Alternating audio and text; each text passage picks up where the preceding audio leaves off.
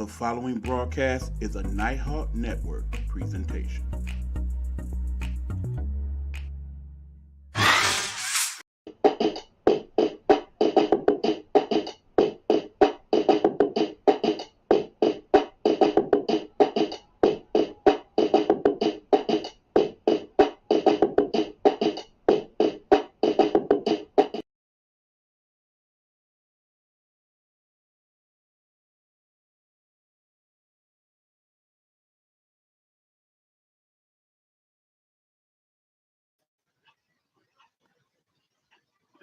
What's going on, good people? It's your boy Ebook, and of course the sports guru Hugh Lee. And today we are doing a combo on y'all. Okay, we doing Big Bus Sports Report and Guru's football session. We mixing them together. We're gonna collaborate because sometimes it's so much going on. We got to do it like that, and other times it's just a time restraint type thing. You know what I'm saying? What's going on, Hugh? What's good, E man? Chilling, just kind of looking at our funky weather, man. Yeah, it got us both feeling a little jacked up today, y'all. So if the show ended a little quicker than y'all expected, you'll know why. Anyway, let's do this. First and foremost, we had two big stories of the day. We're going to talk about one a little bit later, but you can go on and kick it with them about the first one since it is a football topic, and football is your jam, sir. Yeah, man, I had to hit you up early, man. I tried to hit you up before everybody else got it, and it was hard, E, because I had to put it up on the page. Then I had to hit you up, man, before anybody took that big news from me today. It came out as a blockbuster trade, and it kind of happened, and it was funky the way it went down because Stephon Diggs said some stuff yesterday, or I think a fan said some stuff saying there's Josh Allen being held back because of Stephon Diggs, and should they keep him or should they, cut their losses this year after falling short, for making their Super Bowl runs. And I think he said something on there, but I don't know if it rubbed them the wrong way. But when I say it wasn't even like 2-3 hours later, he was traded, man. They traded him over to the Houston Texans real fast, man. And just for a second round pick, that really surprised me too, man. Like, dang, and it ain't even for this year, it's for next year. So I said, man, I already told you it was some issues over there, man. And I don't think that he'll be there for long, because of a lot of stuff that happened. And he had a hell of a drop off this year too. So I just wasn't surprised, man. And I just don't think that he was really satisfied with, the looks he was getting. Yeah, Gabe Davis was one of the guys I think that, started to come on and they start giving him more attention. But it wasn't really that much as a surprise, but I was surprised that they got it done that fast. And it was like right after he made those comments, after he basically responded to the person who made the comment, it wasn't even 3 hours later that I guess they was like, shit, it's time to move on.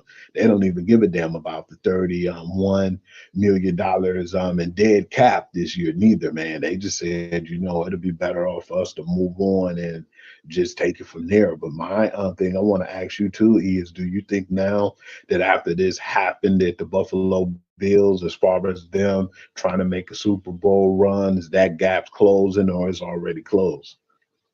Okay, Hugh, let me tell you, first of all, normally you are the person that gives me the scoop on what went on before it went on. Today, that was not the case. Understand that this deal has been in the works for a couple days now, actually, according to some prominent talking heads that I listened to this morning. So, no, this was not this, okay, he said this, now he got to go. This was, okay, we working this deal out, but in the meanwhile, you running your mouth. So I'm thinking that, you said what? You said what now? This went on last year, a lot of the stuff that happened from last year, like the missed camp time and all the foolishness from then. But I was surprised it was the Houston Texans. I knew a deal was coming up, but the teams that I thought it was going to be definitely wasn't the Houston Texans. That shocked me. If you already was up on that, the Houston Texans having the deal in place, because I thought that he was definitely going to be shipped off, but not to the Texans. Okay, well, see, here's the thing, good people. I really think this is actually a good deal for both parties. I shall explain. First of all, as you did state, this is a deal, but it's a little bit more complex than you put out there. The actual deal itself is for the Bills 2025 second round pick, which they got from the Minnesota Vikings. That's the pick the Texans got from the Vikings. That's what they're giving to the Bills. They're also going to give them a 2024 sixth round pick and a 2025 fifth round pick. So considering what they were given, I get it. Understand, Hugh, you were the person who talked to me not too long ago when free agency started, and we talked about how it seemed like the Buffalo Bills was letting a lot of people go for some reason. It wasn't just a casualty dump type thing. They seem to be kind of streamlining for some other reason yet to be determined.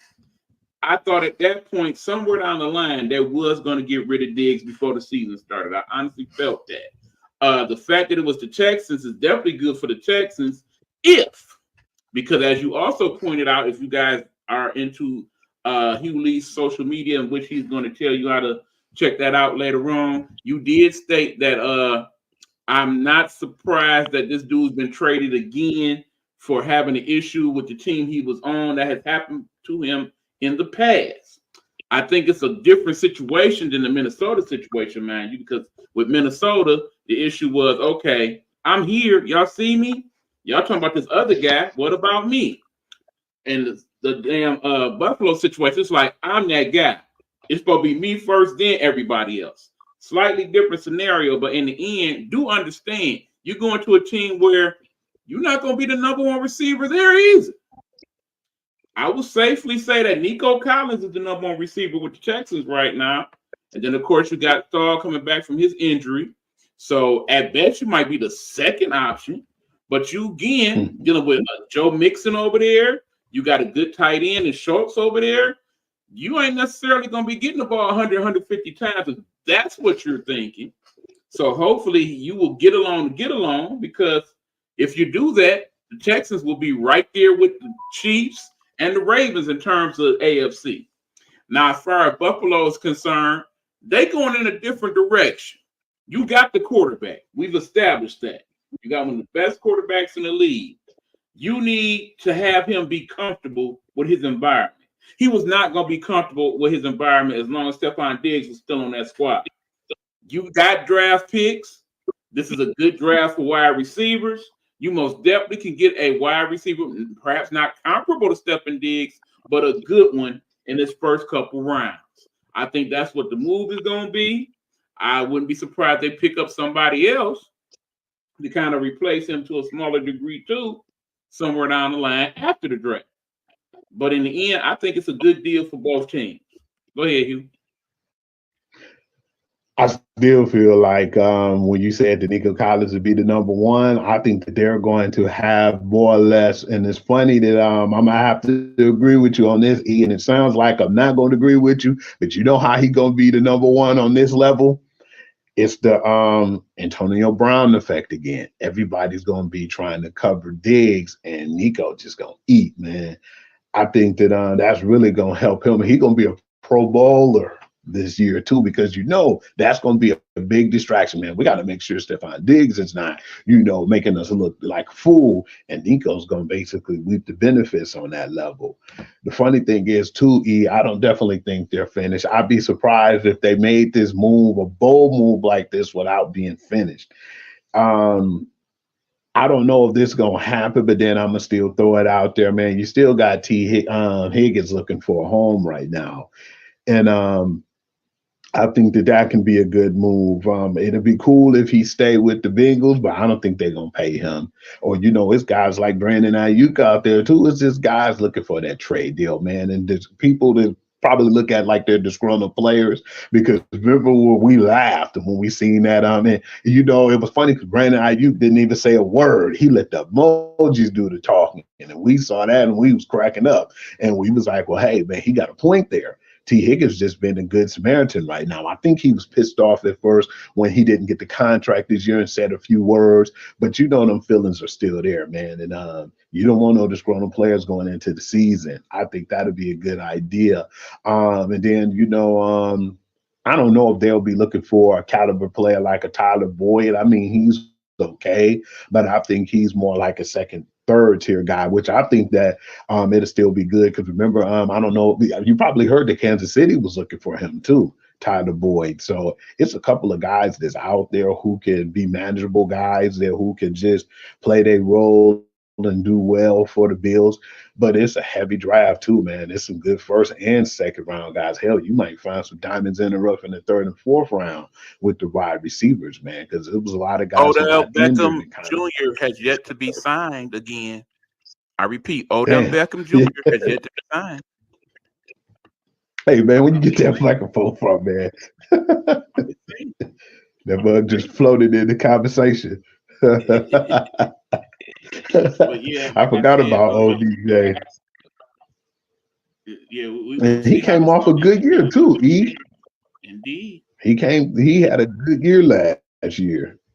Absolutely. So yeah, we'll definitely check out. I was interested in some of the comments you were making in regards to the person that was the architect of this deal for the Texans. You want to have a quick discussion with people about that? Yeah, man, I've been pretty disgusted, man. The last few years of the New England whole situation, man. I was more or less upset because I looked at it and said, "But Belichick's he's going to be the reason why this team fall, man. He was the rise and the fall of that team." I think he got a little bit too ahead of himself, man. One thing that I seen is just he wasn't really letting Nick Casario do his job as a scout. And he was one of the top scouts. He was a scout of the year, up and coming, executive of the year, and he was just making waves. And when he got upset and up and left and went to the Texans, he haven't even been there for 3 years. Look at the moves he made. When they end up getting C.J. Stroud, turned around, traded back up, and got my man's Will Anderson, man, they got Danielle Hunter, and they got Joe Mixon. It's just like you could keep naming the guys. Last year, I thought it was kind of weird how they would just get guys on one-year contracts. And then when you seen how well they played, man, I didn't think that they was going to do this good. But after that, man, they signed a lot of those guys too, back the team to stay and to keep like the Dalton Schultz and guys of that nature. I really felt like they've been doing a really good job over there, man. I tell them I had to be Casario, man, because the Texans was a laughing stock for a long time. And then we started to see them play hard and compete with teams to where they were last year, to them saying, man, hey, we ain't about to, just lay down to nobody, man, like a Kansas City or a Ravens team. We went through last year. We about to bulk up our team offensively and defensively, and we going after the best. And yeah, I really appreciate seeing the moves that he made and being an architect of the Houston Texans right now, man, because now it's funny. It's looking like they're starting to become that Americans team. If you want to say any Texas team's an American team, wow, every time Dallas will go so far in the regular season and lose in the playoffs, first round. I definitely think this is going to be a fun team to watch this season. Imagine if in the end the Texans get farther than the Cowboys this season. Dallas Cowboy fans are going to lose their seriously. But okay, that is that news. Little side note today, or I think that was yesterday, actually, it was announced that the backup tight end for the Detroit Lions, Mr. Brock Wright, has been matched by the Detroit Lions, his offer from the San Francisco 49ers. Do you think that was a good move for the Lions? I do, man, because they've been a pretty good combination, man. And before we had Laporta, man, remember we was like, man, who's this tight end right here, man? He was catching a lot of those passes from golf, like when we went 9-8 and when we went on that win streak. So yeah, I think that was really good, man, to get a guy who already know our system and who's good in our system. And this contract wasn't like a crazy contract. It was good enough to keep him. And I'm glad, because it just let you know we're trying to keep our people and keep them in place and keep the good environment here, man, because I think that's what they're trying to build. Because a lot of times now I be seeing people get upset when we're not going after guys like the Stephon Diggs and the guys who are getting in these trades. It's because, man, we're trying to keep everything intact, and we're trying to build from our organization and the guys who are in our system and we trying to build that culture here. And I definitely understand that, and I have to respect the moves that they make, because hell, after that last draft that we had, man, that got us one game away from the Super Bowl. So I definitely believe in what they're trying to do. Lions definitely trying to build a culture here. I'm very curious to see what our new uniforms going to look like, by the way, too. They've announced that they're going to have some new uniforms. I hope they're the black. Please don't give us no ugly crap like Miami. Oh, my God. Like when they had them orange ones that time. Yes, that part. I myself want to vote for the black and blue ones. The black uniforms with the blue outline. It was cold. Please go back to those. Anyway, that is it for our football news. We're going to take a quick break. When we come back, we are talking tournament. Men's, women's, Final Four. The matchups are there. We're going to discuss who we think going to do what.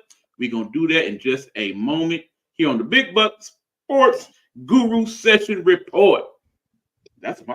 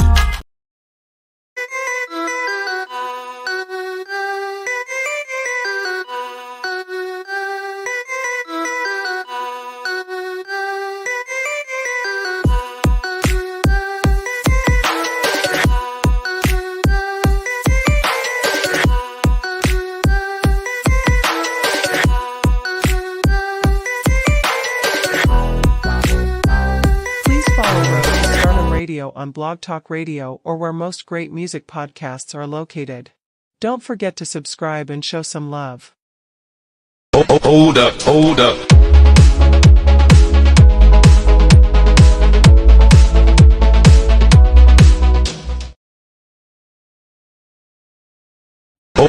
up, hold up.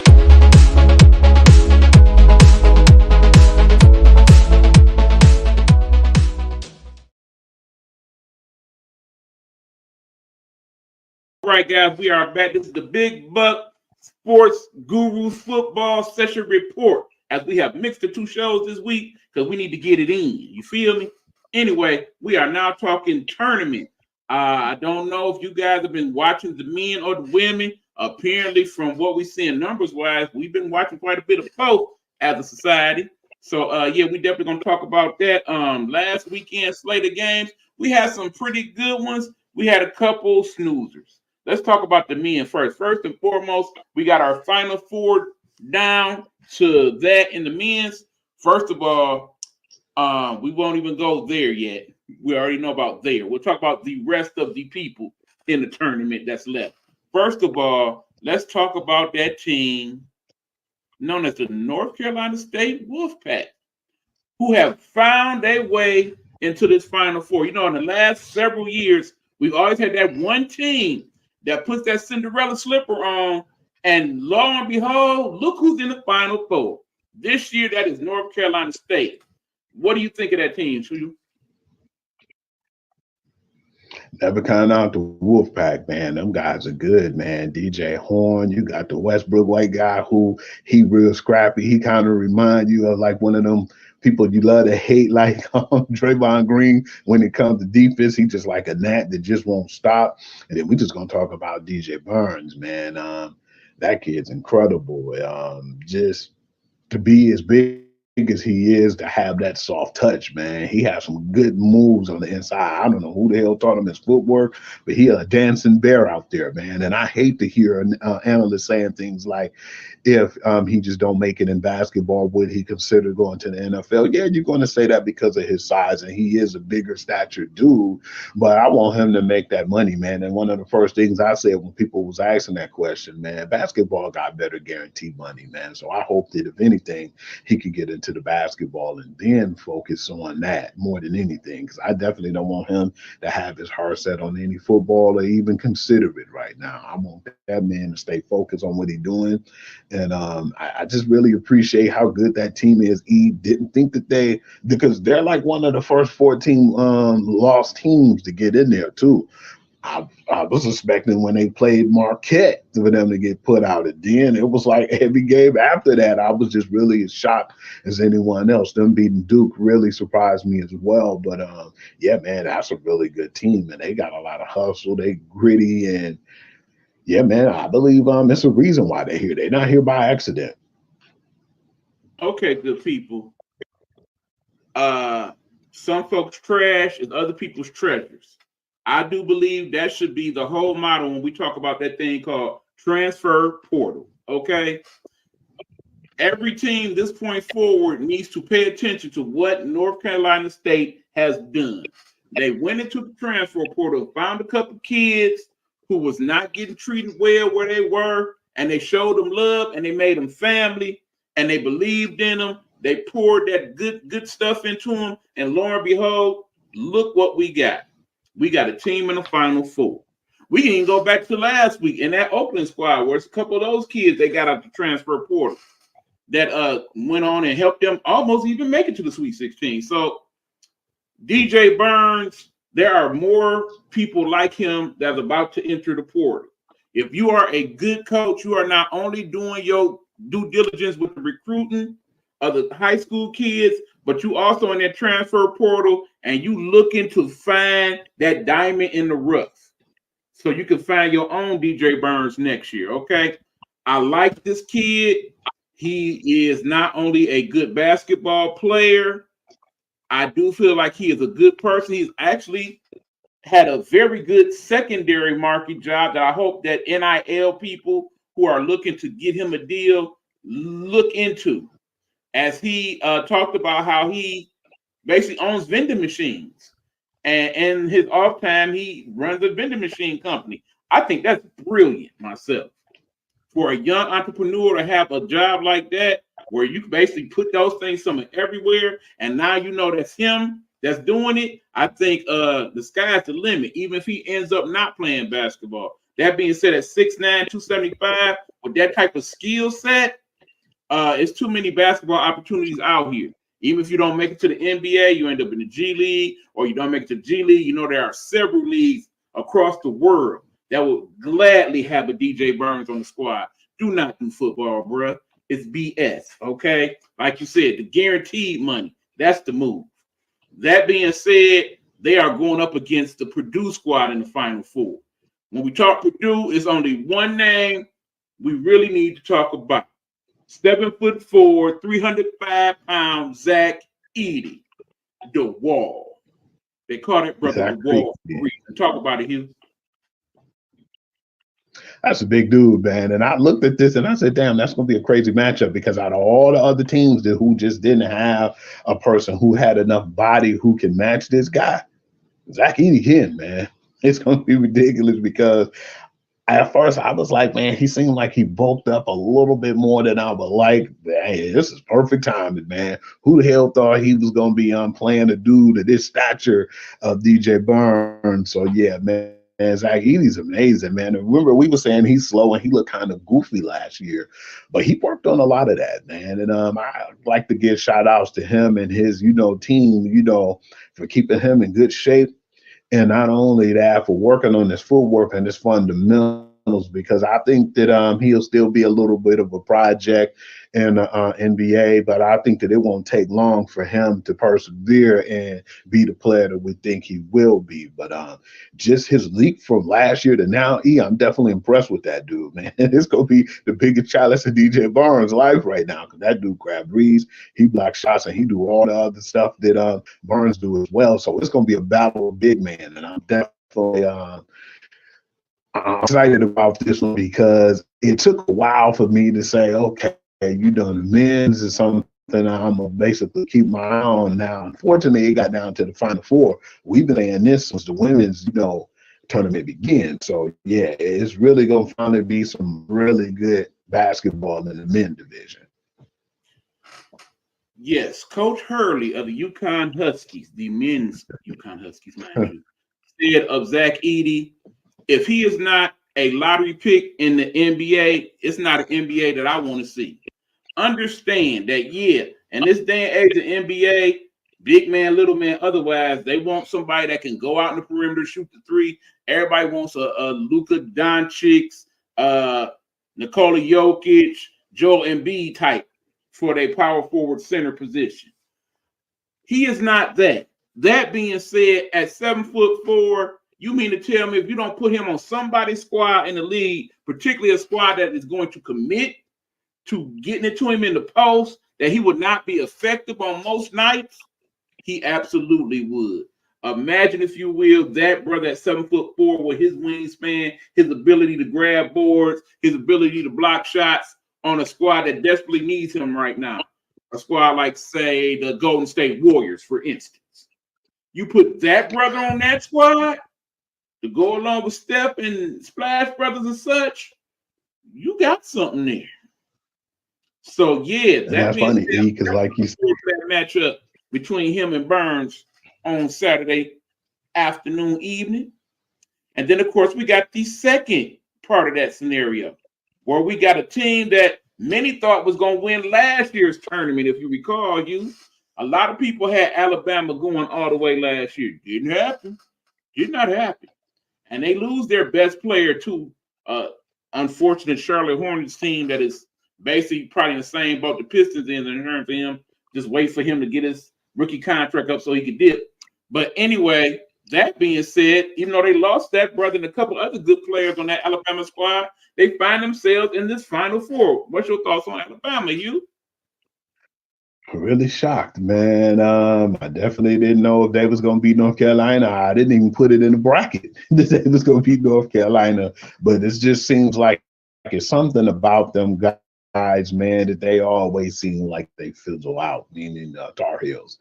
But, the two guys that impressed me the most on Alabama is the point guard Mark Shears and my man's the shooter, Grant Nelson, man. I was just really surprised at how well they rebounded, man. That's what you meant to about just getting good recruits and the transfer portal. It seemed like SEC starting to dominate, too, when it comes to basketball. Not only just on the women's side, but the men's side is starting to, hold their own as well. So, yeah, like I said, man, I feel kind of bad because, I'm definitely Bama at heart. Definitely when it comes to football, but the basketball has been really more of a shocker to me than anything. But then, on that other end too, man, the consolation prize, it is all you got to have.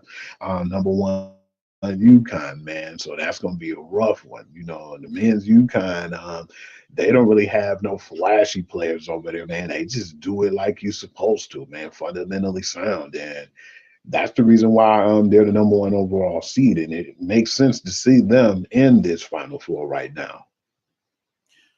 Bottom line, Hugh, UConn is winning the whole shebang bang because the only team that could beat UConn is UConn. Okay, if they play the game that they play on most nights in college basketball this year, none of the three teams we mentioned before them is not going to beat them. Not only will they not beat them, if they play in their best game, it's going to be three teams getting their butts whooped. Just like most of the teams that UConn's played so far in the tournament, then got their butts whooped.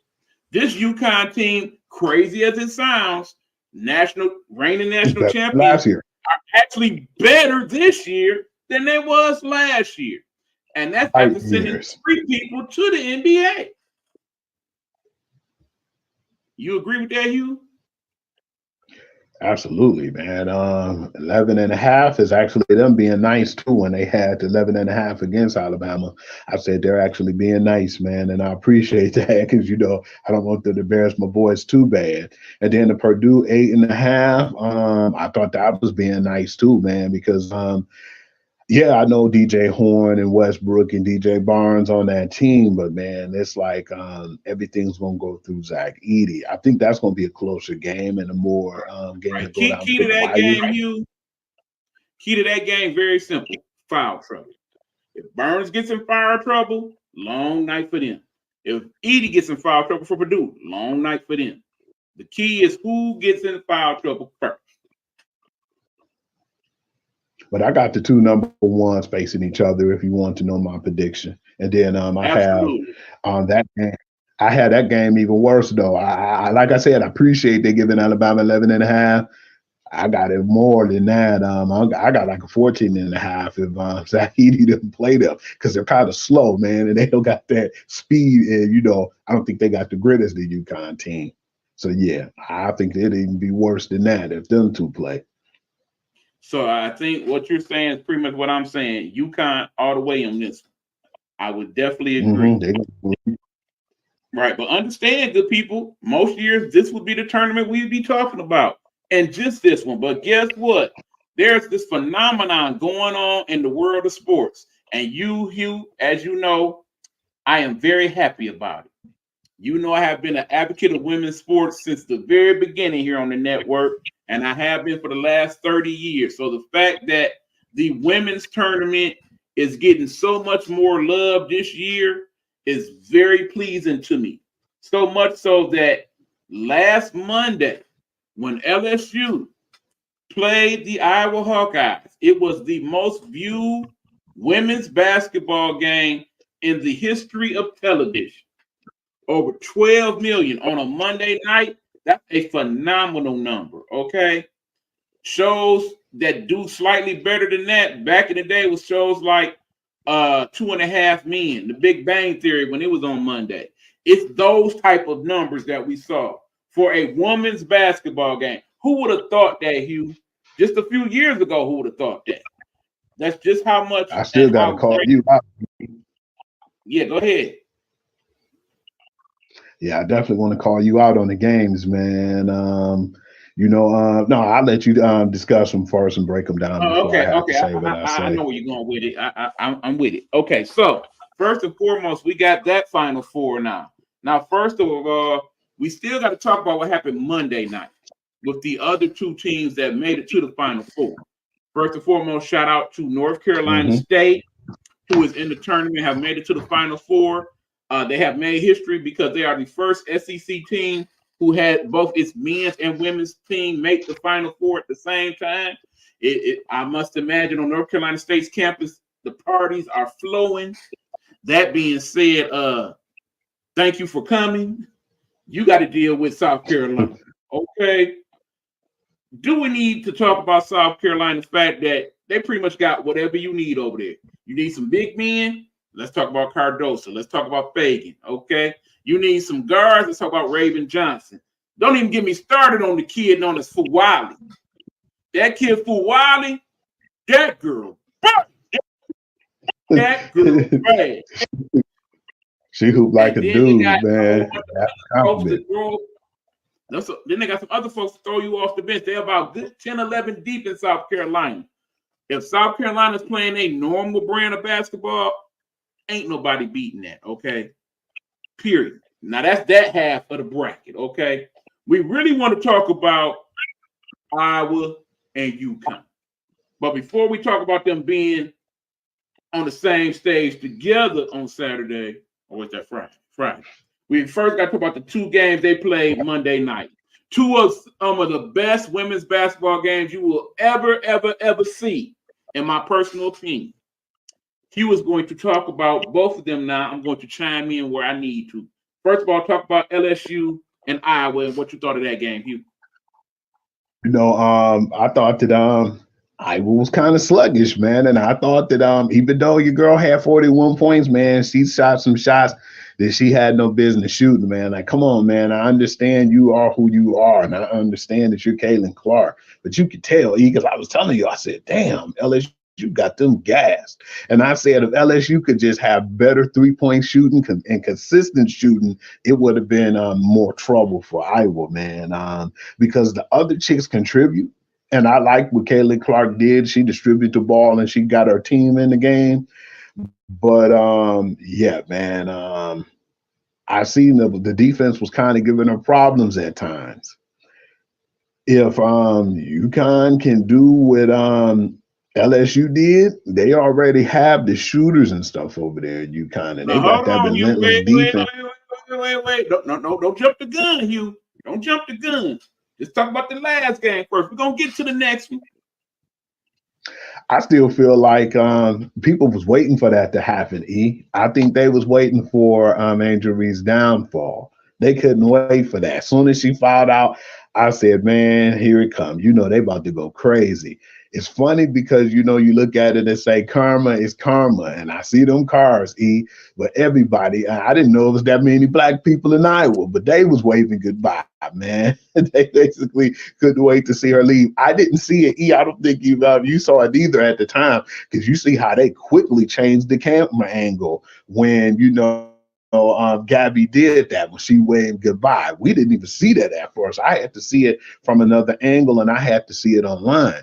And they was waiting for that, man. It was like every team who played her was waiting for her in her downfall. They just had a really sloppy game. It was a crime what Caitlin Clark did to Haley Van Lith, but yeah, it was just perfect timing. It was perfect timing this year. I felt like in this situation, them running it back probably would have been something that I was surprised about, because I didn't think that LSU was going to get to, you know, the Elite Eight, if anything. So them getting that far, I still tip my hat off to them, because we've seen a shaky team this year. But yeah, I tip my hat to Iowa though, because yeah, regardless of we've seen Caitlin Clark was getting gas and she got tired, she still had 41 points, man. So I'd rather have 41 points any day, man. I don't care how tired I am. And but the team just seemed like they're beatable, and that's one thing that I saw in that game. Yeah, LSU lost, and but I felt like Iowa was the better team because their shots was going down. But yeah, I still feel like they're beatable. Here's the thing. First and foremost, I'm mad at the tournament selection committee in the first place for having those two teams in the same bracket. That was wrong. Let me state that for the record. That was wrong, okay? That was supposed to be a matchup we were supposed to get in the Final Four, LSU versus Iowa, first and foremost. Second of all, the way they set up that bracket where Iowa and LSU, and I believe Ohio State was in that bracket as well. That was just a bad setup of bracket, in my personal opinion. Okay. That being said, Kim Mulkey, you did not do a good job of setting your team up to win in that particular game.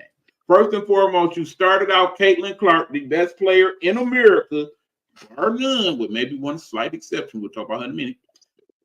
You set her up to be guarded by a 5'7", and that's being generous. Truthfully, Haley Van Lith is probably more close to the 5'5" than 5'7". You had her check a 6-foot Caitlin Clark. That was going to be a problem anywhere it went, first of all. Second of all, that person, Haley Van Lith, not even 100%. We come to find out later on that she was sick that day. So you got a kid that's not even 100% checking the best player in America in her prime. Stupid move one. Stupid move two, you then put last year Poe up on Clark, which was a good move in of itself, but then you take her back up and put Van Lith back on her. This is when she started to hit the long range shots. When you did have her bottled up, because every now and then you would throw that second person, which would be Fly J. Johnson, on her, and that's who should have been checking her the whole game, as far as I'm concerned. That's when she started to pass more and get more assists to people like Miss Marshall and a store for her and your favorite post player on Iowa. You know who I'm talking about, you. Those kids. She set herself up to where the game got out of hand. Meanwhile, Angel Reese was dominating in the post in that first quarter, very much so. And then, of course, she got hurt in the second quarter with the ankle problem, and y'all went away from her, even though she still was able to grab 20 boards in that game. And then, of course, the fatal mistake that Angel Reese made was fouling out, because now all your talk, all your came back to haunt you, as they showed several people in the crowd waving bye-bye to her. And, you know, at the time me and he was listening to it live, you did hear na na na na na na na na hey, hey goodbye. So then, of course, what was I saying during the time? You recall what the statement I made at that point? Like, Angel, whatever you do, you better not cry, girl. You better not cry now. After all you did, you can't cry now. And sure enough, she didn't cry when she was on the floor. But of course, when they got in the press conference, here come the tears. And, you know, I'm sitting there looking at the comments on the comment board. You know what people were saying? That's what you get. Wasn't hard that anyway. That's what you think. Buy you Barbie wear. So on and so forth. So, yeah, I'm sure she's been looking at them comments all year long on her social media, since she's so big on social media and all. But you get what you pay for. You cash the wolf ticket you sell. Okay? So, no, I don't feel bad for Angel Reese in regards to that. But more importantly, LSU, no cry, okay? Y'all won a national championship with 9 people that you got, again, off the transfer portal. You now have the second best recruiting class in the country coming in to replace Angel Reese. Not to mention, you already hit the transfer portal, and you got a couple good post players coming to replace her. So LSU is probably going to be even better next year with Flo J. Johnson running the show as opposed to Angel Reese, because Flo J. Johnson, future rap star and mogul, she got that dog in her, okay? She played a very good game, just not good enough to beat him. She did. She kept them in it. I like that kid. Okay, now, here's the thing, y'all. For as good a game that was not the best game of the night. The best game of the night actually was the second game between USC and UConn. Go ahead and talk about that one, you. Yeah, man, I told you, man, because at first you looked at it more or less like USC and how good and prolific scores they were. I looked at it on UConn side like, nah, they ain't gonna let them get off like that. I said, if you think they're gonna let you go off like that, and that's your squad too, so I know you know how good they are defensively. And but you thought they might have a hiccup, or they might be trying to play her game, and they went and they executed a good game plan. They didn't let her clown like she normally do, man. Yeah, she had 29 points, but they didn't let her do whatever she wanted to do. At times, it was cold fronts with her. She had to try to get the ball up to her teammates and try to get them involved. But they locked everybody else down, though. They looked at it like, we know Juju's going to get hers, but we can't lose our focus. We got to stay on her, put the body on her, make her earn every shot, and then we're going to put everybody else on blast and make sure that they don't get off. And, you know, they just basically, you know how you kill a snake or a dragon? Cut off the head. And once they got her and they maintained her, yeah, even though she had a good game, I just didn't think that UConn was going to let them beat them or let her beat them. And they didn't, man. And just think about it. I was surprised with that too, man, because they're more of a disciplined team. The free throw misses, man. If they made them free throws, man, they would have actually blew out USC. Okay, you ready for me? Here we go. Yeah. First and foremost, yes, everybody knows, anybody that looks into the network, that I'm a huge UConn Lady Huskies fan, okay? However, I tend to be a more realistic UConn Lady Huskies fan when it comes to them. Understand, we are talking about a team that lasts pretty much since the pandemic has had injury after injury after COVID after injury after COVID, okay? We're talking about a team that currently has like 8 active players on the roster. There's actually, on a good night, more people sitting in street clothes than ready to play, okay? They have just enough players to have enough players. That being said, other 8, only 6 of them really play. Only 6. So I'm looking at that. I'm looking at a USC squad with at least 6 people on that squad that are 6 feet tall and over. We're looking at a senior lady squad. Keep in mind, Juju is the freshman, but she pretty much is the freshman. Most of the other players are juniors and seniors. I felt like they would have the upper hand because they had the size, and that the game plan would be is to get the post going for USC, get UConn in foul trouble to where you got to go deeper on what's left of the bench, and then at that point they would be in a world of trouble. Shout out to Gino Auriemma. You know, I don't always agree with Coach Gino and some of his methods, but because he is such a hard aide when it comes to conditioning, that is what helped them win that game. UConn is probably the most well-conditioned team in America. I think it also leads to a lot of the leg and lower body injuries the teams have, mind you. But in the same token, when you know you got to play 40 minutes and you know you're going to be running because defense is more important at times at UConn than even scoring is, you are prepared for a game like that. Now, I also blame the USC coach because you did not implement a good game plan. You have the second best player in the country in Juju Watkins. She is a scorer. However, she is not a shooter. See, Caitlin Clark is a shooter and a scorer. Juju Watkins is a scorer who can shoot. There's a difference. When I compared Caitlin Clark on a good night, she is basically a mixture of Steph Curry and Luka Doncic. Right now, where Juju is in her life, she is more like an early version of Carmelo Anthony, okay? If y'all remember Carmelo Anthony from back in his early days, he was always going to score, okay? He was getting 20 regardless, but it's the way he got the 20. 30 shots on ridiculous moves to the hole, on 3-on-1s, things of that nature. The second half of that game became that too much ISO ball.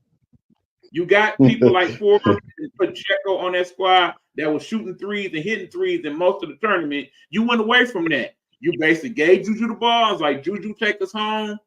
Yeah, you played right into UConn's hands when you did that. Because they had a damn good defensive team. I dare say if they would have played North Carolina State, they would have had that same problem because they too are a good defensive team. However, when all is said and done, the whole key to that game was, even though damn near everybody in the starting lineup for UConn was in foul trouble, none of them fouled out. Nobody fouled out. You were supposed to foul out 2 or 3 of those guys. You were not able to do it. That is why they won, and you did. That leads us now to the Final Four. Like I said, we already talked about South Carolina. I think they're going to wipe the floor with North Carolina State, flat out. You doubt that, Hugh? You even need to speak on that one? No, I don't. I actually thought the 11.5 points was being friendly, too. Yeah, so let's talk about the real game. UConn, Iowa. Me and you both think that Iowa may not win this one. You tell them why, and I'm going to tell them why. I think because of the fact is they got the size on Caitlin Clark, man. They got some women who got some size.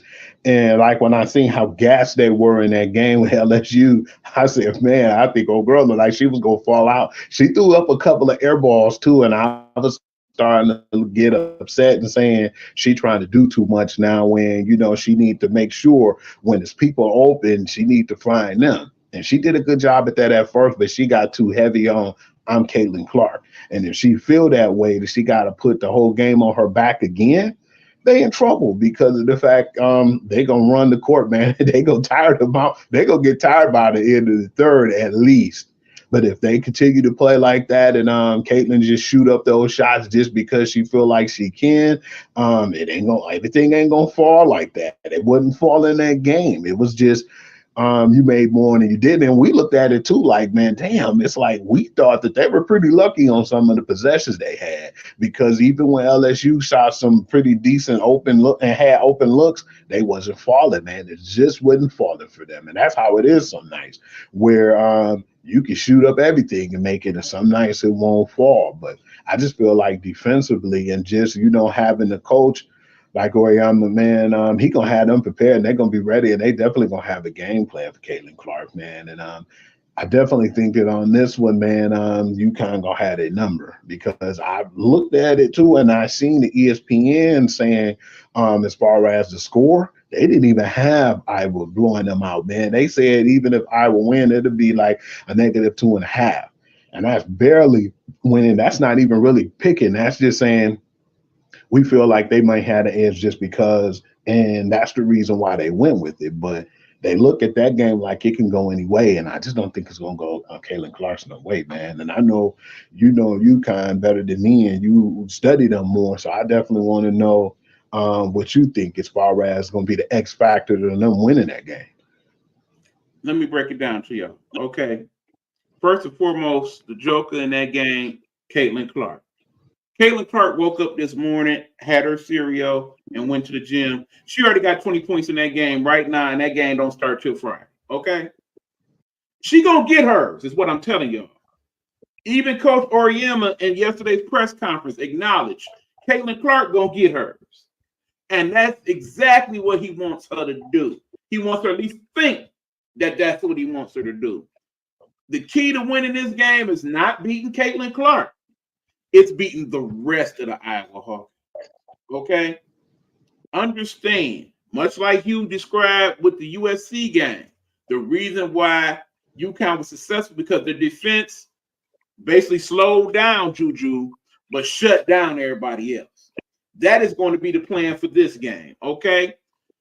Unlike the team at LSU, where you only really had one or two people that could check Caitlin Clark, damn near everybody that's on the UConn squad can check Caitlin Clark, okay? Caitlin's 6 feet tall. Guess who else is 6 feet tall on that squad or close to it? You got Nika Mule at 5'10". You got Paige Beckers at 6 feet. You got Ashlyn Shade at 5'11", okay? You can bring in Caden Samuels at 6'1".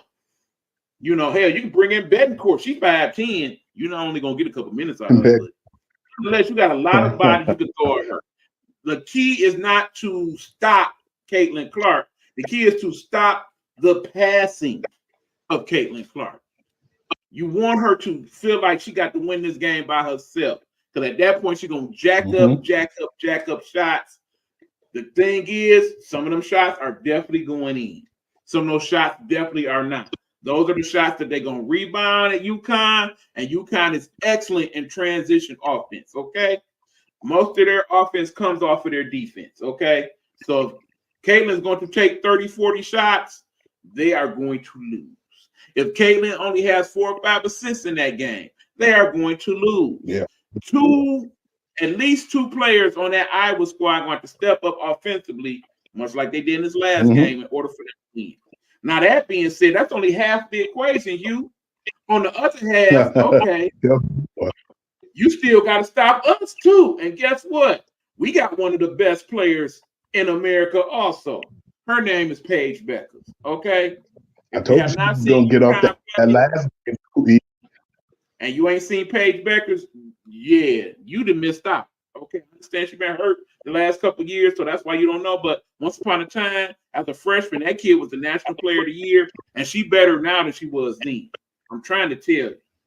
You're going to see a woman that's not only a good offensive player, pretty much can shoot it from wherever you need to shoot it from, but she's also a great defensive player because she not only leads UConn in points and assists, she also leads UConn in steals and blocks at just 6 feet tall.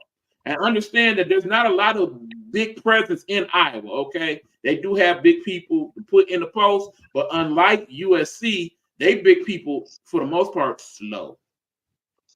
Not very good post players, okay? Pretty much grab the boards, throw it against the backboard, that type of stuff. Even that kid Stokey, who is actually a pretty decent post player, she does not have great post range, okay? She will have her hands full with Aaliyah Edwards. Aaliyah Edwards is probably the best post player that's coming in this year's WNBA draft. I understand, well, what about Angel Reese? What about Cardoso? Watch Edwards play. you'll understand what I mean. You already know. So when you got them two scoring and you got to contend with them, Caitlin is a decent defender, but I don't think she can check Paige one-on-one straight up. Paige, on the other hand, I think she can check Caitlin and probably will check Caitlin straight up at times and do a pretty decent job with it. Now, understand, Paige, much like Caitlin Clark, if she ain't getting off that night, what she going to do? She's going to start dishing. And in the end, she got a lot more weapons on the floor to dish to that will score than Iowa does. That's why I think UConn's going to win. Because as a team, they have a better team. The key for Iowa is the same key it was for USC. You got to find a way to get them in foul trouble. It's only 7 of them really going to play. You get 2 of them in some serious foul trouble, you got a chance. If you get 3 of them in foul trouble, you should win. But can you, though? That's the question. Can you? Can you? So that being said, I think we're looking at UConn and South Carolina, and I'm sorry. I love my UConn Lady Huskies, but it's too much firepower for US.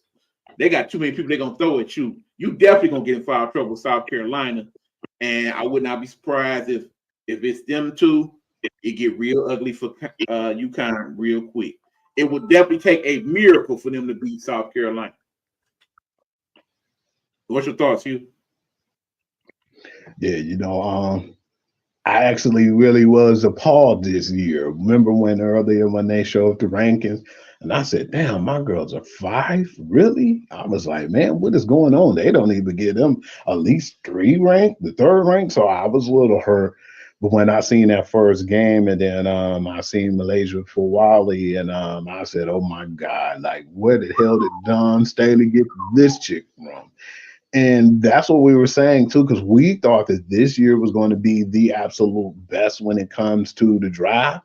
But we look at that draft now from the rookies that's in the league, like the Wiley's, the Jujus, and it's just a lot of rookies right now. They came in the game and they took the game by storm. So I'm waiting, like, man, maybe that'd probably be one of the better drafts going into the WNBA. But yeah, I definitely think that I would be surprised if South Carolina don't make it and let alone win it. But anything's possible. That's what made it so great too, because teams like, I thought that Houston wasn't going to lose to Duke, and they did. So I didn't think Alabama was going to beat Clemson. And just a lot of things happened that happened and didn't really surprise me on some ends, but some ends I definitely was surprised, and just really glad to see how this playing out, because it was really okay on the men's side, but the women's side was so much more competition and fundamentally sound that, yeah, it definitely made you appreciate watching it. And like you said, I'm 3 years now, like really into the women's division, because I fell off on the women's division. I was still watching it, and then when I told you yesterday, you might have been shocked. I stopped watching it when Tennessee ended up being like the dominant team. Remember, I was like, well, yeah, whatever happened to Louisiana Tech? And that's what he was like, damn, you was definitely outdated on the women's side. But something just told me to start paying more attention to it. And then, I start seeing more of the ladies, man, and I just really enjoyed it, because you said, Hugh, if you enjoy the WNBA like that, I think you're really going to enjoy it in college even more. And that's what brought me back into watching it. And I appreciate it, man, because it's really feel good to see that my sister, my older sister Harriet, was watching it. My brother-in-law was talking to me, and he was like, well, man, I've been watching the women's more because they're more fundamentally sound and they got better competition. And it's just not just us watching it more, man. The world, man. You can see 13. How many was it? Was it 13.2 million that watched that game on Monday? It was a huge number, man. It was like damn near like Monday football-ish type numbers. Right. And I understand, people, the best thing Hugh ever introduced me to, and I thank him for that, is turkey sausage.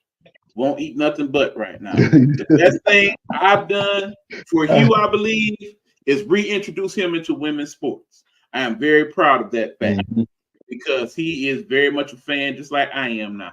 He knows the names and the players. We have some very great discussions. I also want to shout out at this point a couple of my buddies there in the network, Joseph Richardson and Bruce Howard. We've been having some great debates about the women's game and who's gonna be this and Fuwali and Juju Watkins and all that. Shout out to the fellas. Yeah, I'm looking forward to having those debates as these years continue on.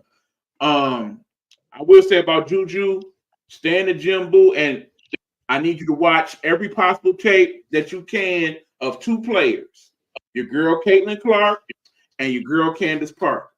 If you learn from those two individuals and you come back next year to USC with that skill set that they have, and you still scoring, look out. Look out. But yeah, I'm definitely looking forward to the Final Fours this weekend. Okay, hold on. I do have little bonus news for you, Hugh. According to the rumor mill, rumor has it that LeBron James Jr., that's right, Bronny James, is considering going into the transfer portal. What's your thoughts on that, Hugh? What squad you think you're going to, man? Because I'm like, damn, do you think it'll be UCLA or what would it be? Because I'm like, damn, he right there by the crib.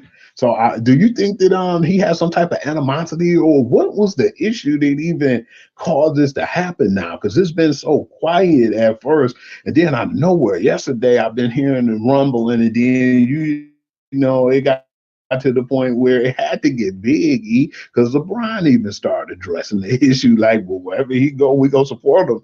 But you already know he know, man. But I'm interested in seeing where this guy gonna go, man, or what made him want to leave USC. Here's the thing. I think this boils down to it being either a LeBron James Jr. decision, a LeBron James Sr. decision, or a Savannah James decision. Let me explain. If it is LeBron James Sr. as the rationale for that, that's because he has seen that that USC program and the summer body he didn't like, and they ain't show him the proper respect and love, and he basically told, son, you up out of there because you should be playing more. They should be putting more into you. I blame them for what happened with your Hercules, whatever the case may be. You leaving there, and I promise you, if it's LeBron James Sr. that is the reason why he is leaving, he already knows where he's going. And more than likely, it will be somewhere either close to the crib still, like a UCLA, or it may be back home, like Ohio State. Oh, hell, he may even do the unthinkable and go back home, and go to Akron. That was the most popular school not in the Big Ten or SEC for damn sure. Okay, so that's that move. Now, if this is a Savannah James decision, it is because she ain't liking what's going on. Somebody is messing with her boy, or her boy is messing with females that she ain't caring for. She feel like that is messing up what he is supposed to be doing at USC, and she wants him elsewhere. Now, if it's up to her, he could go anywhere. She may purposely want him to go away from the crib. Hell, wouldn't it be interesting if LeBron James Jr. transfer portal goes to HBCU? Like a Jackson State? Would it surprise you if he ends up on a squad like, I don't know, Colorado? Because of LeBron being cool with Prime and such. Who knows? But if it's Savannah James, and that is why. Now, if it's LeBron James Jr., and he's saying, I'm tired of being in my father's shadow, this is why I'm having issue, I'm leaving for me. If it's up to him, he might go anywhere. He might go Duke. He might go North Carolina, Kentucky, Michigan State. Who knows? If it's his decision, it would truly be his decision. He may mess around and be like, Bumpy, go play overseas for a year. Or go play for the Ignite. Who knows? I just think it's very interesting. I'm very curious to see what transpires with that. But anyway, that is our basketball news, at least our college basketball news. When we come back, we got some rapid fire to finish up the show. Hugh, when I say rapid fire, bro, I mean we got 60 seconds or less to answer the questions, okay? Can you handle that? Yes, sir. Go to Alabama, Bronny. Hey, who knows? Anyway, Hey. this is the Big Buck Sports Report Guru Session Update, etc., etc. We talking sports, show, and we having a good time doing it. We're going to be right back after these words from the Night Hall Network.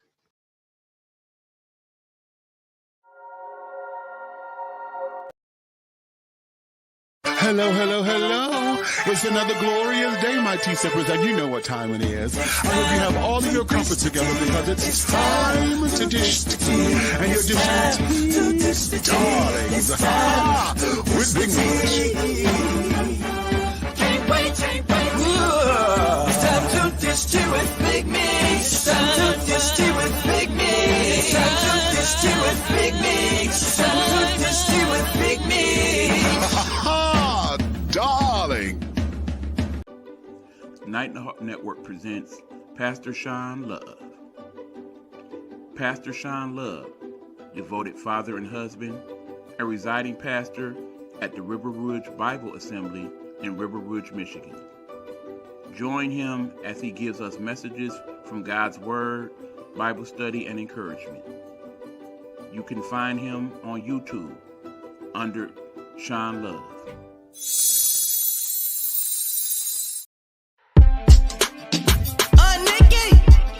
Let's talk. Let's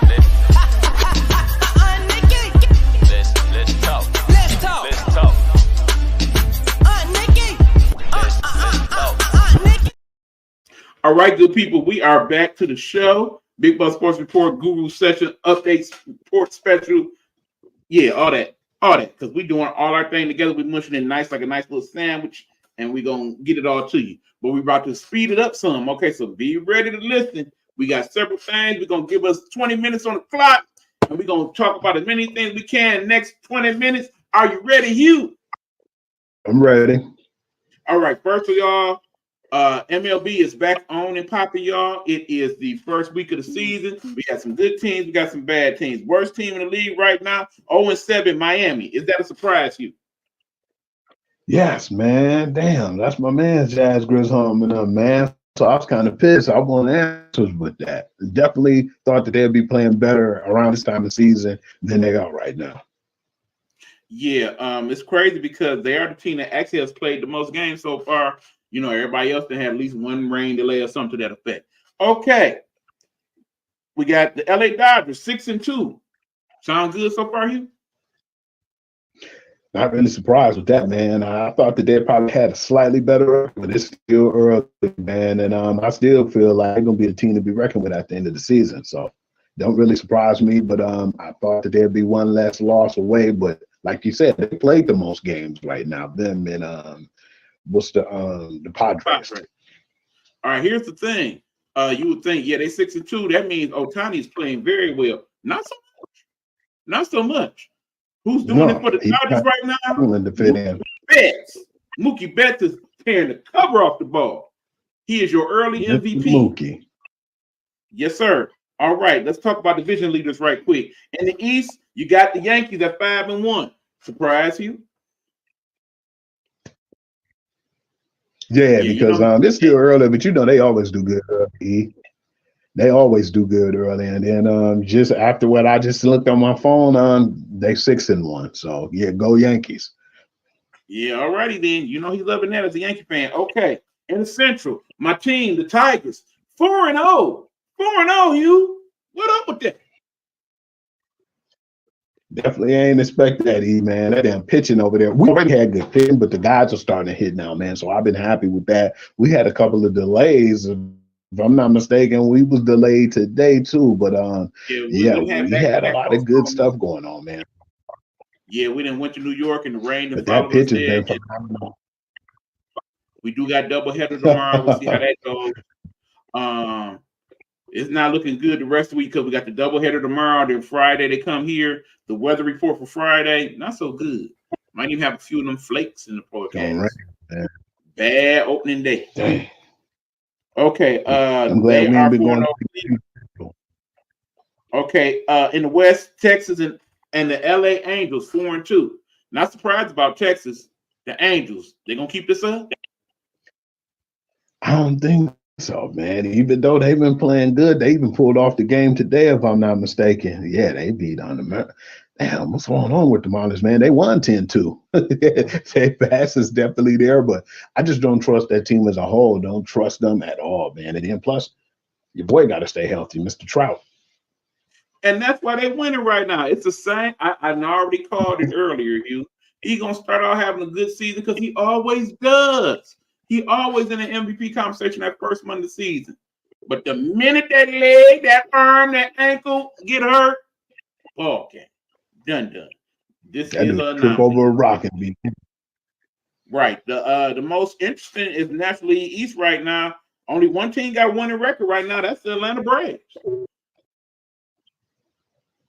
It's funky too, because this team's like 1-5 and 2-4. That's a weird situation, but definitely not surprised with Atlanta though, because Atlanta been playing good. I didn't like the whole Freddie Freeman, Matt Olson ordeal, but it seems like it's working out for them right now. They got a younger player, and they just been playing lights out, man, like I expected them to. So, yeah, I was more or less not surprised with them, but surprised with Philly, man. On that end, too, they had a pretty poor record.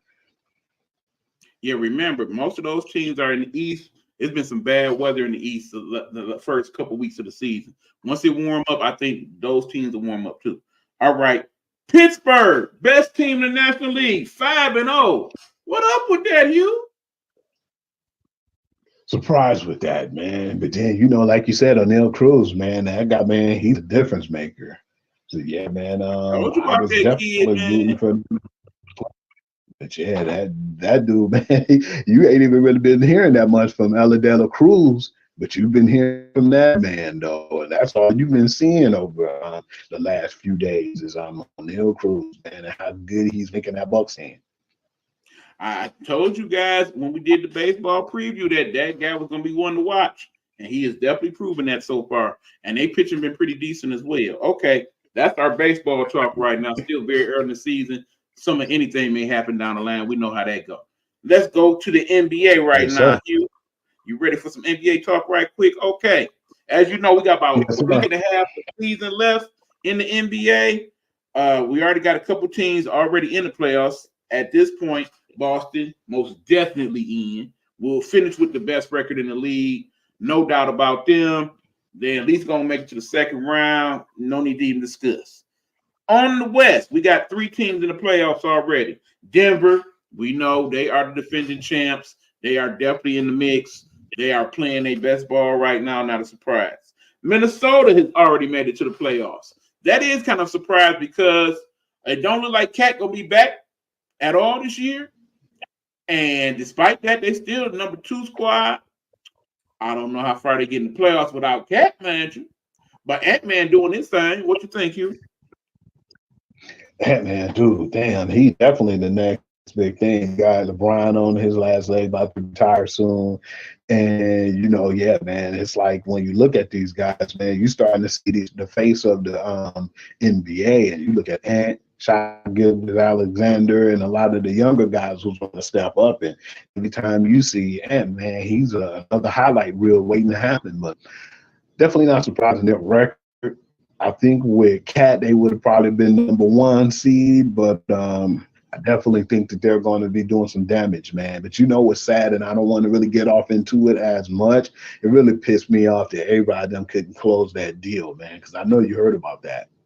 Yeah, absolutely. They got Minnesota. I already thought it was a done deal myself. I don't get what's going on there. I would love to see A-Rod as the owner of the. I said I really wanted to see him as the owner of the Mets, but who knows what went on with that deal? Anyway. Now let's look at the rest of the teams in the mix. Okay. At this point, Utah has 29 wins. They up out of it. Okay. Any team under Utah, that would be Memphis, Portland, San Antonio. See y'all next year. All right. That leaves the rest. Right now we got Clippers, Dallas, New Orleans, Sacramento, Phoenix, Lakers, Golden State. Okay. We got 7 games left. You see any of them teams being more important than the others? What's your thoughts on any of those teams in the middle? Out of all the teams right now, I'm thinking a lot of them teams are still going to be in the hunt, and they're going to be scrapping. it was a really good contest yesterday with the Dallas Mavericks and Golden State Warriors. To see the Golden State pull that off. But right now, man, one of the teams that I feel like is important because just the way they've been playing and how well they've been playing is the Lakers, man. I'm not really too fond of Phoenix, even though Booker's having big games and putting up big numbers. It seemed like in the fourth quarter, they just disappear sometimes. And you be looking at the games and you be like, damn, where's Kevin Durant at this point, man? You know, Mr. Clutch himself. But yeah, man, I definitely feel like with the West, it's going to pan out to be the way that it's supposed to be. And like I said, if Phoenix continue to play the way they would and lose these big leads, I'm going to be nervous for them, man. But I still feel like teams like the Mavericks, and I want to see what the Lakers and the Warriors do because they're so close in the ranking. But yeah, I definitely want to see these games because they got some really good matchups coming up too with some of those teams playing each other like the Lakers and the Warriors. So I definitely want to look and see what happens because if it stays the way that it was, I know that the Lakers and Warriors would probably have to play the other teams for the playing game. So yeah, it's going to be pretty interesting in the next couple of weeks. See, the league definitely needs either the Lakers or Golden State to make it past the play-in round. Basketball, not quite as good without the stars playing in the playoffs. So if you got a playoffs with no LeBron and no Steph Curry, that's definitely going to hurt the watching audience. Absolutely. That being said, out of all those teams we just talked about, look out for these two teams. Dallas Mavericks. Dallas Mavericks been playing very well this second half of the season. Luka in most years would be MVP already, but because he plays in the league with Jokic, and Jokic is still doing Jokic type things, he probably not gonna get that, but he is definitely an all first team NBA player, no doubt about it. And look out for New Orleans Pelicans, man. I'm trying to tell y'all, this might be that time. For all the talk that they talked about Zion, he done felt some type of way, and he done showed up, and he ain't showing out, okay? And he ain't by himself on that squad. You got that dude, the thin man. You got that dude. The thin man. Man, I call Robin because he is, of course, was the Batman Robin team with CJ and Lillard back in the day. They got that dude. They got that dude, Trey. He is a shooter. They got that dude that you need in order to defend. They got that decent dude off the bench with some size with Nance Jr. They got the little dude that you need to shut down the guards and Alvarez. They got a nice squad over there with the Pelicans, okay? And they got a nice bench to go with them. Be mindful. Watch out for them Pelicans. They might be a problem, okay? And, of course, any team with LeBron James on it should be an issue, but we'll have to see how the rest of the players on the Lakers feel like when the playoffs get here. Now, let's go back to the East. Okay, it's simply this, Hugh. You got Boston, Milwaukee, and Cleveland, 1, 2, 3. Is anybody else in the East going to beat them three? I'm not really seeing it as of late, man. The other team that I definitely feel like would be in the mix would probably be the Knicks if you didn't say them already. But they're still not really healthy. I know some of the other players will be coming back, but I feel like Brunson can't do it himself. He's going to need a little bit more manpower, but that's a team that I'm looking out for as well. But other than that, the East, man, is just playing itself out, man. Usually, man, we used to this too, as far as the Eastern Conference team. We might get a couple of teams that's under 500 that's going to definitely be in there in the 7th and 8th seeds. Hell, maybe even the 6th seed. So, yeah, I want to see how this plays out. As you mentioned it right now, if the playoffs started today, the 7th, 8th, 9th, and 10th seeds are Miami at 42 and 33, Philly at 41 35, Chicago at 36 and 40, and Atlanta at 35 and 40. So, yeah, he's absolutely right about that. One of those two teams is probably going to make it to the 8th seed and win with a losing record. Bad dude. Now, that being said, the only team I'm worried about outside of those three that I mentioned, Philadelphia 76ers. Because as you know, Joel Embiid back in the lineup. He looked decent last night, clearly out of shape. Clearly needs to work on the stamina this next week and a half. Clearly not 100% either. Not 100%. That knee was bothering him at times last night. If they can get him close to healthy by the time the playoffs come, I think he could make it interesting for Boston or Milwaukee. But beyond that, more than likely, one of them two teams is coming out the East. Truthfully, it's Boston. It's unfortunate too, because it always seems like that. Yeah, I just hope imagine Boston if get Joel in. was healthy. Yeah, go ahead, Hugh. I just hope Boston can get it together as far as their fourth quarter walls too, and that's just basically from game management. And it's sad too because I look at it, Ian. You already know, man. I say this a lot, and even though I should let it go by now, that Udoka, man, I feel like if he was still on that squad, none of these hiccups would happen. I just don't really feel like Joe Mazzulla is good at making adjustments, man. It's like sometimes they just be out there playing themselves, man, when they get these big leagues or when they lose the big leagues, and it's just like he needs to do better, man, because you got the keys to a team that was given to you with championship aspirations, and if you can't handle that team, man, I believe after this season, if they get put out or something happen to where they're not in contentions or like the conference finals or going to the NBA finals, I don't see Mazzulla being there next year. Bottom line, if Boston don't make it to the finals, he's done. Plain and simple. If they get there and they get swept, he's done. Plain and simple. That's what we got for NBA. Okay, let's move on. We got a couple quick things we want to talk about before we head out. First and foremost, y'all know we get close to that time, good people. Once all the seasons are done, we're gonna be talking Olympics. Okay, considering that the Olympics is in Paris and it's gonna be like a 6-hour due to where we'll probably actually get to watch most of the events because last time the Olympics was way out there, and most of the good stuff was coming on at 4 and 5 in the morning.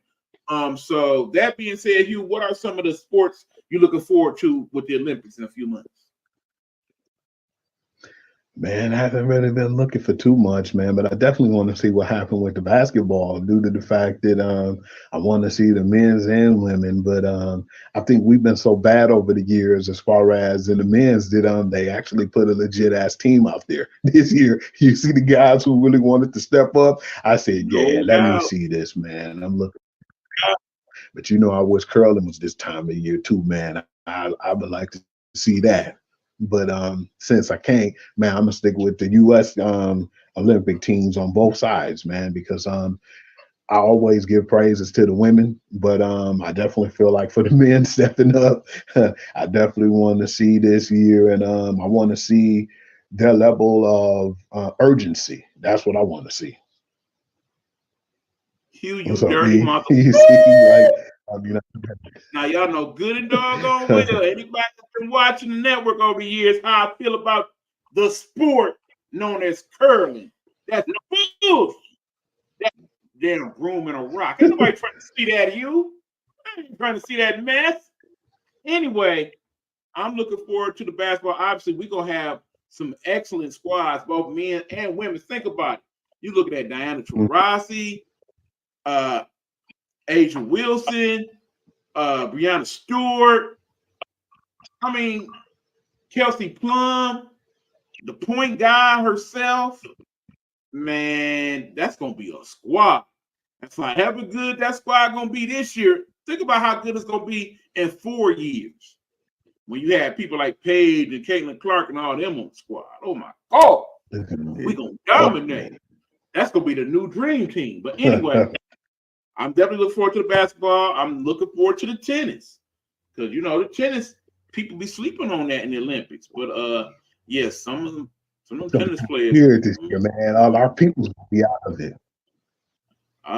We'll see. But okay, then of course, definitely want to see the gymnastics. Simone Biles and crew. If you have not watched the gymnastics, we definitely gonna have a very good squad. And from a male standpoint, some very nice looking young ladies on that gymnastics squad. I'm just saying. I ain't trying to be Diddy or nobody like that. I'm just pointing that out. And then, of course, you know, it's the volleyball, the track and field, all that good stuff. I'm looking forward to, you know, I am an Olympic guy. I do like Olympics. I'm looking forward to seeing it when it happens in Paris. Do y'all thing, do y'all thing. Okay, now, one last point before we head out, Hugh. I'm going to have to get on you a little bit, bruh. Because I'm pretty sure you didn't do the assignment that you were supposed to do last week. We had a special assignment for you, Hugh. Did you do it? Did you do the assignment, Hugh? I don't think you did because you ain't mentioned it at all. You ain't mentioned it not one bit in our conversations or on the air today.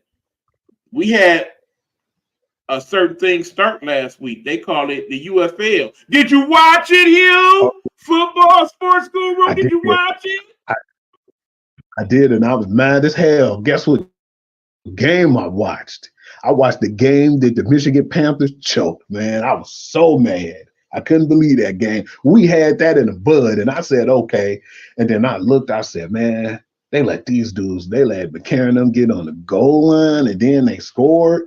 And then when I seen that last drive and seen how we went out, yeah, I was like, man, I was hurt. Yeah, I definitely checked it out. But, yeah, that was a game that I wasn't too pleased with, man. That kind of just threw my whole rhythm off it. Yeah, I definitely watched. Did you see that game, E? They blew it. And you already know our team is bad anyway from last season, but damn, that's a game I thought we had. And the game that we was given, we couldn't even take that game, E. Hugh, I'm about to get on your way. It's okay. I'm about to get on your way. So understand, that was not the best game, first and foremost. And understand that most of the games were actually pretty decent, as I've seen the highlights, at least, of all 4 games. And you should have watched. Shame on you. Second of all, you did not do the assignment to completion because you talked about the Michigan Panthers team. And yeah, they had trouble with that team in the second half. And they blew what you said, Hugh. Yeah. No, they didn't. They won that game. They won. And they won in a fashion that if you would have seen that game, that would have been the first thing you talked about. Because guess what? Do you know how they won that game, Hugh? That you didn't see the whole part of? Because you always write teams off before they finish the game. You do that a lot, Hugh. You do. The Michigan Panthers won that game by kicking a record 64-yard field goal as time expired. That was the best spring football game I have ever seen in terms of the ending. It was so good, in fact, that the Lions have already said that they're inviting the kicker for the Panthers to training camp already after one game. Shame on you, Hugh. Yeah, you know what? I don't do the UFL, man. But yeah, I gave up on them too soon, man. That's what I do. Easily my team. Understand, people, I get it. If y'all was into the basketball this weekend, you probably didn't watch the UFL this week. It was kind of bad timing for them to bring it out this weekend. That being said, Hugh, this is definitely better football than I've seen from either the USFL or the other league. These are definitely better played. Now, that being said, is it NFL worthy? No. Only thing going to be NFL worthy is NFL. And when USFL was in its heyday, it wasn't NFL, but it was still good football for the most part. Now, that being said, it's only 8 teams in the league right now, and that seems to work for them because all these teams have good players on them. It's going to be at least 8 to 10 players based on what I saw that make it to the NFL next season, just based on what I saw in week 1. That being said, remember, they didn't have no preseason. And at times, in certain among them games, the Panthers game definitely was one of them. It looked like preseason. It looked bad. I get it. So, yeah, if you didn't watch the whole game, I ain't mad at you. But for not watching the ending and thinking they automatically lost, like you sometimes do, my friend, you gotta stop doing that. Sometimes you gotta ride it out to the end. And you missed the best football ending of the season in week 1 already. Shame on you. Shame on you. I knew I was gonna get you. But you still have my back though when you said one thing, E, so you can't even trip out like that. Is the fact you said if you was all in on the college basketball, you probably ain't paying no attention. Something clicked on my phone that said that game was on, and I kind of was chiming in. But yeah, man, you know I was definitely college heavy this week because it didn't give it to me, E. This was actually the best men's had, you know, in all of this hookup. It was week. And the women's was just by far on a whole nother level, man. You could tell from the record-breaking numbers they did. So, yeah, I definitely gave up too soon on the panel. Yeah, so that being said, we ain't even going to give you that assignment next week because we already know it's going to be Final Four weekend and we ain't going to watch it again. But after week 2, can we get into it, Hugh? How you going to be the football guru and not watch all the football? Yeah, but yeah, man. I definitely try to get into it after the second week, but then the Final Four on right now, man. So yeah, you got to give me some legal. I knew I was gonna get him with that one, y'all. I knew I did. But anyway, y'all, before we head out, Hugh has been busy doing other stuff, and he's about to tell you about what he has been busy doing. Talk to him, Hugh. I've been basically doing all my networks, man. I did like some of the opening day, and I broke down the college games from, you know, the Sweet 16, the Elite 8, and then going all the way to the Final Four and my predictions for the championship games. But then you could check me out on my social media as a Sportsguru to you. That's my whole hookup right here. That's my baby. Unfortunately, I had, you know, Pure to the Game, and I had reached 1,500 people, and they took that away from me. But it's all good though, because now I'm doing Sports Guru to You